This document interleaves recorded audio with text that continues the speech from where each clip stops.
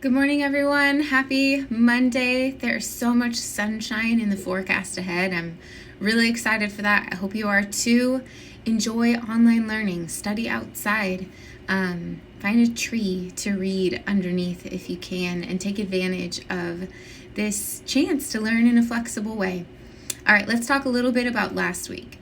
I have reviewed your books survey, and I can see that there are some people who I'm going to need to email directly just to make sure that you guys have the support that you need. The order that we'll read the novels in is available at the very bottom of this post. There's a link that says, like, on the outside of the Padlet, click here for the workflows for the entire quarter.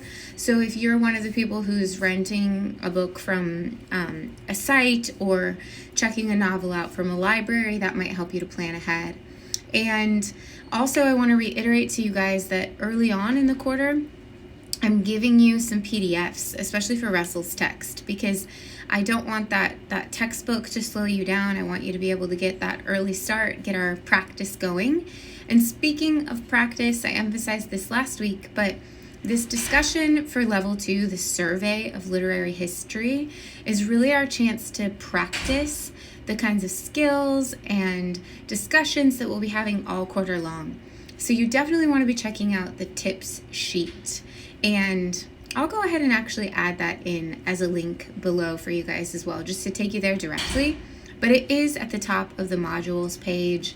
I think it's linked from inside of the instructions. It should be kind of all over the place. That's what I will pull from when I start making comments. When am I going to start making comments? Today, I'm just going to acknowledge, grade, check in with you about your level 1 getting started, get to know you guys, and I'll give you credit for that. There's no treasure available. The maximum that you're going to get there is just level completed, okay? It's just introduction, so I just don't want to be assessing whether or not your introduction was treasure worthy. But for level 2, since you guys have replies due, see below, on Tuesday night, I'll probably start reviewing those at some point on Wednesday at the earliest, and then throughout the rest of the week. By Thursday, you're going to share an original post for level 3, attitudes about children and childhood. A nice thing about this one, especially after your survey of literary history, is that there's really no reading. You're going to take a slight break from the textbook. You're going to check out some YouTube videos and peruse maybe some stories you know, some you don't. YouTube is full of children's book read-alouds, so obnoxious people like me on the screen reading a book to you, and we'll rely on those throughout the quarter, but that gets us oriented with those materials and some really foundational stories in our culture.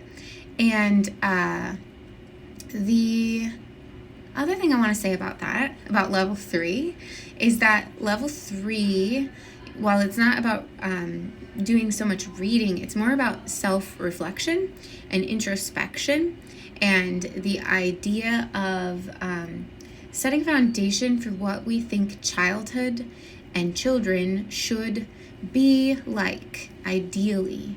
And those attitudes that we have, we want to establish what they are, or like uncover what they are early on in the quarter, because we'll lean back on that as we go.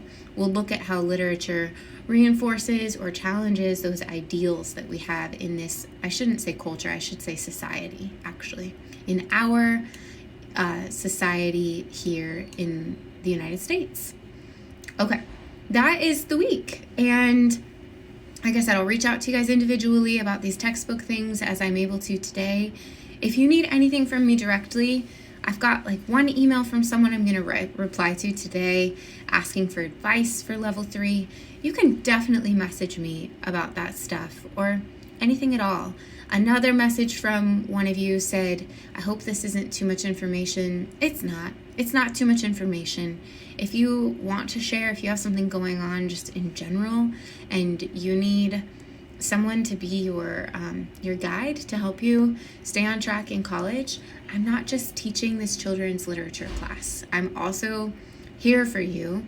I will do my best to balance my workload and be there so that I can connect you with any kinds of other resources or encouragement you need, because my bigger goal beyond this class is to help you achieve your goals, which include passing this course, passing your other classes, or maybe in helping you figure out how to rearrange your schedule, or bail out of this class because this isn't the right time for you to take it. It can be anything. So don't hold back. Reach out if I can be helpful to you.